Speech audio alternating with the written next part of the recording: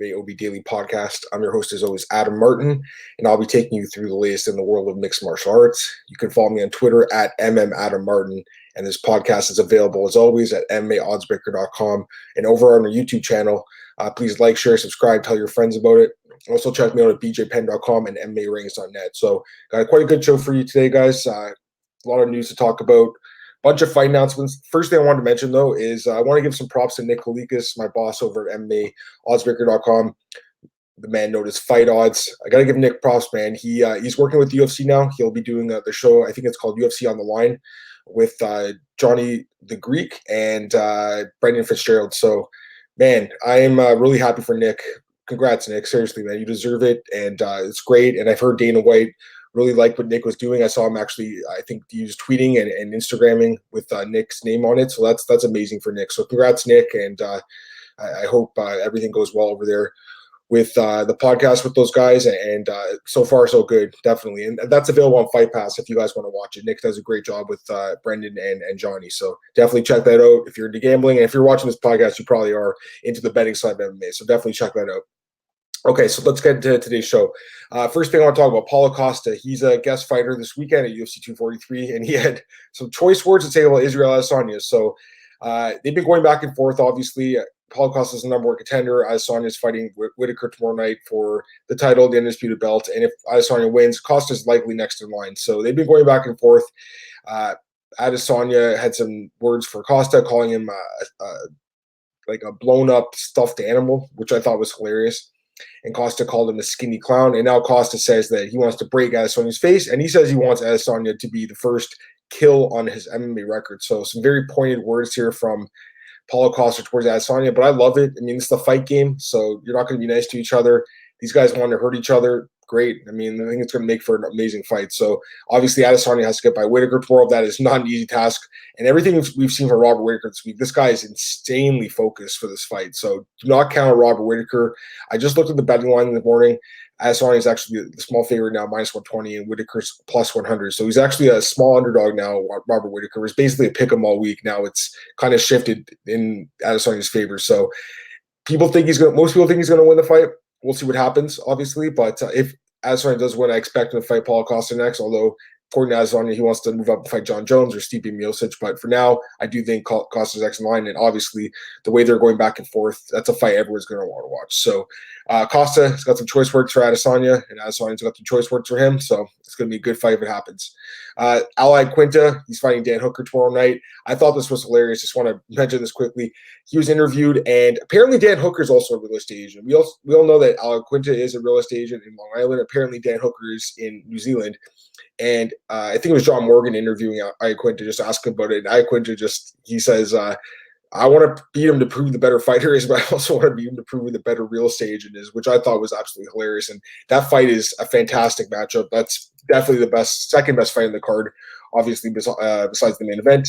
That's an incredible fight. So I love this Hooker-Iaquinta matchup. Right now, Hooker's plus 145 underdog, so that's very interesting there. I think Iaquinta is underdog plus 145, and I think he could win the fight. That was my pick on the podcast. Cole Sheldon picked him as well, so very interesting fight there. And I just wanted to mention that anecdote. I thought it was really funny. Frank Lester's back in the news. That's the former striking coach at Jackson Wink. He's going after Jon Jones again. He still believes Jon Jones owes him like $20,000. And he said that it was kind of funny too. Jon Jones only practiced in Stone. He said they were all smoking blunts and practicing after, which I thought was funny. Listen, like, he's not the only athlete that smokes weed. You know, we all know Jon Jones does smoke weed. I don't think that's a secret. There's a lot of fighters that smoke weed. Not only that, there's a lot of athletes that smoke weed. You know, obviously I do bowling, and that's not even close to what these fighters do. And I think that, honestly, I think MMA fighters should be able to smoke whenever they want, because I feel like it could really help them with relief from pain and just to relax. But I know in bowling, like, most of the top guys I bowl with smoke weed. So I especially before they practice too. So it's not even like an MMA thing. I think it's just in all sports. NFL players smoke, baseball players, everyone smokes. So this guy's saying that it's funny, but at the same time, it's like, yeah, it's like he's not the only one who smokes weed. So yeah, I mean, I don't think it's a secret again that Jon Jones does smoke pot. And again, a lot of fighters do. I mean, Anthony Pettis a few weeks ago, when he fought Nate Diaz, he said, after the fight, I want to smoke a blunt with Nate Diaz. We all know Nate Diaz smokes. So this is not a secret. I thought it was funny though, so I want to mention it. But if this is what the guy is kind of go after Jon Jones about, like, he's not really going to make any fans, because I think a lot of fans just don't really care about this. So I thought it was kind of funny, but it's not really something you can, like, if he's trying to hurt Jon Jones' reputation by saying he smokes weed before he practices, I don't really think it's going to hurt him. In fact, it actually might make Frank Lester look kind of dumb when he says that kind of thing. But anyways, we'll see what happens with those two guys. Abraham Kalwa, he says that Jon Jones doesn't know him any money. He says this is just like a big miscommunication or something. So we'll see what happens with these two guys, but I expect them to keep having their little war of words in the media. But eventually I think Jon Jones will come out on top, because he's the more popular guy. No one really even knows who Frank Lester is. I feel bad for this dude. If he really is owed money, that sucks. But it looks like he's going to start his own camp, and I'm sure he'll do really well for himself. But yeah, I thought this was kind of funny, but definitely not even really a story, if anything, because I think a lot of people smoke weed, and I don't think they really care if Jon Jones does. Wanderlei Silva wants to fight Vitor Belfort. He wants to fight him bare knuckle. I thought this was also kind of funny. Two guys that are way at the tail ends of their career. Wanderlei Silva was recently released by Bellator. He signed with bare knuckle fighting. Vitor Belfort, I believe, is one championships roster, so I don't know if he's going to be able to fight in bare knuckle, but it is kind of funny that Wanderlei wants him. These guys obviously have been rivals for a long time. They fought many, many years ago. Crazy blitz by Belfort over Silva. That was one of the greatest knockouts in UFC history. I'm pretty sure Belfort was in the Jesus juice for that one. Definitely wasn't. He wasn't. If you remember that fight, guys. I mean, let's be honest. Vitor Belfort was on steroids for that fight, so I don't think that's a secret saying that either. But I'm sure Wanderlei wasn't innocent as well. But either way, everyone remembers that crazy knockout. I think it was like UFC 10 or something. I can't remember exactly what it was, but long time ago, 20 years ago, 98, I believe. So yeah, these guys want to fight each other now. Sure, I'd watch the fight. I mean, why not? Like, it's not like bare knuckle can do any worse. They're doing freaking Bigfoot Silva against Gabriel Gonzaga, so. They've already stooped pretty low. They've signed, I think, Alexander Emelianenko as well, and obviously he has a lot of issues too. So I don't think they can stoop any lower. I think Wanderlei versus Vitor Belfort makes a lot of sense for that promotion. But again, Vitor Belfort, I believe, is under contract with one championship, so I think he'll probably fight there. But we'll see. I mean, maybe they can co-promote and do the bare knuckle thing. I'm not too sure. We'll see what happens. Speaking about the Japanese or Asian promotions, I should say, RIZIN was asked about Sergio Pettis. Tom Taylor over at BJ Penn interviewed RIZIN's president there, and Saki Karaba, and was asked about Sergio Pettis, and he said, yes, we are interested in talking to Sergio, and we are talking to Sergio, and they want to sign him to fight maybe Horiguchi. I think that's great. So I actually think Pettis would make a lot of sense in that RIZIN roster. There's a lot of smaller guys in Japan, obviously, in that division. Horiguchi versus Pettis is a great fight. I still feel like Pettis will probably end up back in the UFC. I think the cooler heads will prevail. He'll get the money he wants, and the UFC will pay him what he wants. He's one of the best flyweights in the world, but it's definitely worth, going out there and seeing what your value is on the free agent market. So I think it's a great move by Sergio Pettis to do that. RIZIN is a good home for him. One would be a good home as well, but I feel like eventually he will end up back in the UFC. But let's get into the fight announcements right now, and I'm going to start with this one here because Sergio Pettis was removed from UFC 245. He was supposed to fight Kai Kara-France. That fight's not happening. And now Brandon Moreno is going to fight Kai Kara-France. So that's a great fight. I love this matchup. It sucks for Pettis. He won't be getting this fight, but I think Kara-France versus Moreno is an amazing fight. Great matchup. So Kara-France, 27 and 1 no contest. He's actually on an 8-fight win streak right now. This guy's looked great in the UFC. 3 straight wins over Mark De La Rosa, Rolian Paiva, and Elias Garcia. Very fun fighter to watch. Very exciting fighter. It's actually kind of a shame he's not fighting tomorrow night because he's a New Zealand guy. I'm sure he'll be in attendance for that fight. But yeah, it's a shame he's not fighting. I think he would have got a crazy pop in the crowd. Very exciting fighter. I think he's kind of a dark horse in that flyweight division. Not a guy he's talked about that much, but a very good fighter and very young too. He's only 26 years old. And speaking about young, Brandon Moreno, his opponent, UFC 245, only 25 years old, the baby assassin, coming off a great fight with Askar Askarov, a split decision. A split draw. It was not a split decision. He should have won the fight. I think most of us agree with that. And I feel like because most people thought he won the fight, that's why the UFC is giving him a guy like Kara-France who's coming off a couple wins. I'm not sure what they're going to do with Askarov. They might kind of book him based on the fact that they think he lost the fight, or they might give him some off a win. When you have a draw, you can kind of do it whatever. But I want to see that rematch, to be honest with you. Moreno Askarov 2 would have been a great fight, but I can see why they're going to do different fights here. So I'm not sure who Askarov's going to fight. I'm assuming he'll probably fight on that Russian card in early 2020, the one Habib's on. But for now, Moreno's going to be fighting Kara-France. And Moreno, like I said, is coming off a draw with Askarov, but it was a great fight. He could have easily won the fight. Overall in the UFC, he's just 3-2-1 draw, but he's still a very, very good fighter. He's got some good wins. Dustin Ortiz, Luis Smolka, Ryan Benoit, lost to Pettis, lost to Pantoja, but a very good fighter, very exciting fighter. I think you have to favor Moreno a little bit against Care France because he's just more experienced, but don't write off Care France. The guy's a good fighter, and this should be an excellent fight. I really like the matchmaking here. Again, I would have liked to see Pettis versus Care France, but you know what? That's not going to happen now. Pettis is a free agent. He's doing his thing, and I think this is a great replacement fight. So Moreno versus Care France at UFC 245.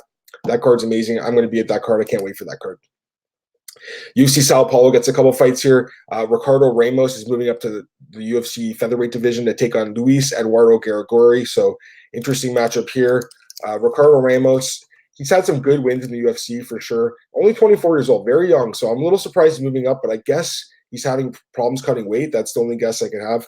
Also, that fight is next month, so maybe he's like, you know, I can't cut all that weight on 6 weeks' notice. He's looked really good in the UFC, 4-1 record, coming off a win over Journey Newsom in his last fight on the JDS Nagano card.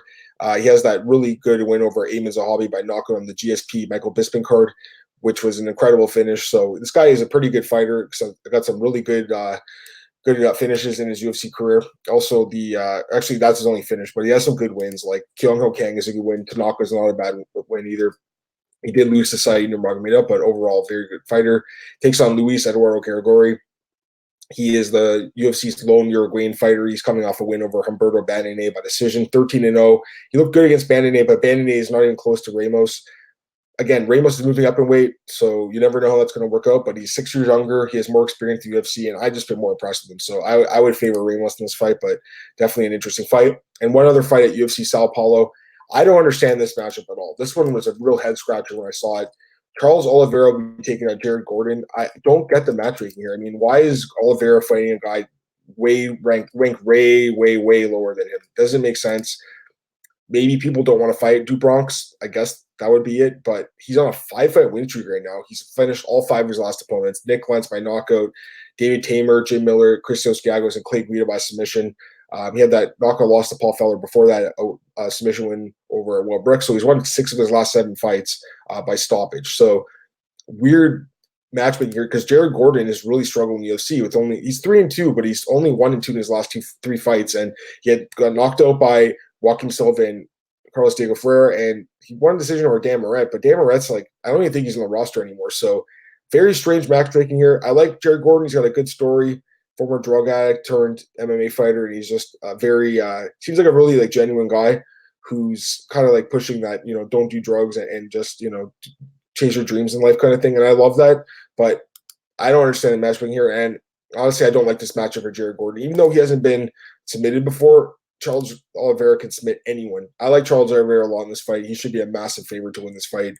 Again, I don't understand the matchmaking here. Charles Oliveira should be fighting at someone in the top 10, not someone ranked, not even ranked. And honestly, Jared Gordon, again, I don't even think he's like a top 25 guy. He's like a top 50 guy, maybe. Very, very weird matchmaking here. Don't understand it, to be honest with you. It's just a little weird, but I guess no one wanted to fight Oliveira. That's the only guess I could have. One other UFC fight to mention here. Muslim Salikhov will be taking on Laureano Staropoli at UFC Singapore. So that card had lost some fights, and they've been adding some more to it. That's only a couple of weeks from now. So Muslim Salikhov, he's looked pretty good in the UFC, 2-1 record. Back-to-back knockout wins over Nordi Taleb, Ricky Rainey. He lost to Alex Garcia by submission. But, man, that Taleb win a few weeks ago, UFC 242, that was just a brutal knockout win. And it just showed how much potential this guy does have. I know he's a little bit older. He's 35, but, man, he's good. He's got a lot of knockout power. He's got that grappling background. So this guy's a pretty good fighter, and I'm curious to see how he looks in this fight against Staropoli, who's a really good prospect coming off a win over Thiago Alves in Brazil. I was at that fight, UFC 237. He looked good in that fight. Also beat Hector Aldana in his UFC debut, and I think it was fight of night, 26 years old, 9-1 record in his career.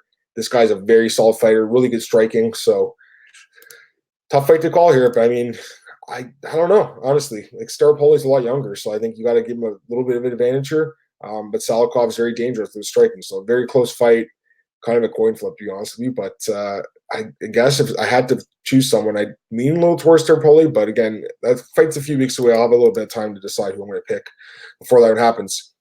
And a couple fights for Bellator Hawaii here.